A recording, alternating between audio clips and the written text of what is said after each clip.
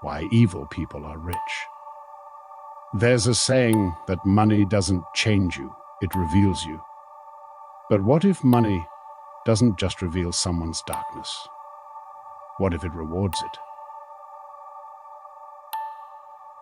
This story is about a man named Victor Kane, a wealthy real estate developer whose rise to fortune has left a trail of shattered lives.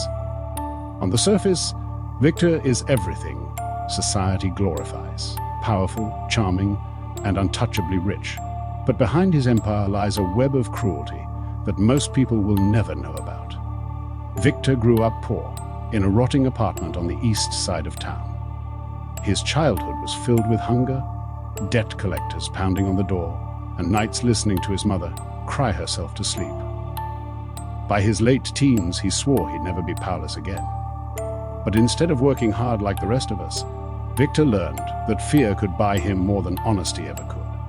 His first taste of real money came from buying condemned buildings in struggling neighborhoods. Instead of fixing them, he bullied the tenants out, cutting off heat in the dead of winter, paying men to bang on doors in the middle of the night, even flooding entire floors just to force families to leave. While mothers dragged crying children onto the streets, Victor signed papers and sold the vacant buildings for a massive profit.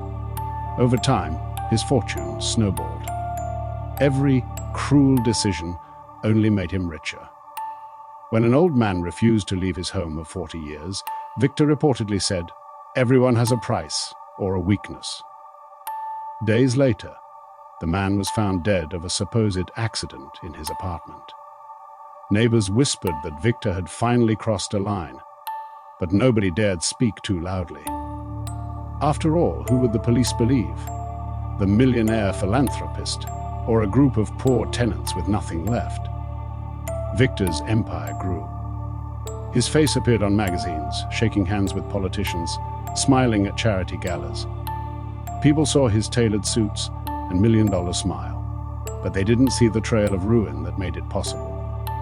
For every mansion he built, a family was destroyed. For every skyscraper that bore his name, another honest business had been crushed into dust. The chilling part? Victor never hid his cruelty. He once told an associate at a dinner party, "Good people wait for opportunity. Evil people create it. That's why we win," and he wasn't wrong. Today, Victor Kane lives in a 40,000 square foot estate, guarded like a fortress. He sits on billions of dollars, untouchable, celebrated by people who only see his wealth and not the bones it was built on. It raises a disturbing question.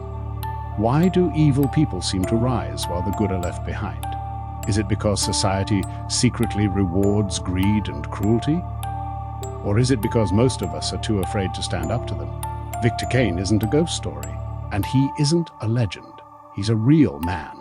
And he's proof that sometimes the scariest monsters aren't hiding in the dark. They're standing in the spotlight, smiling for the cameras.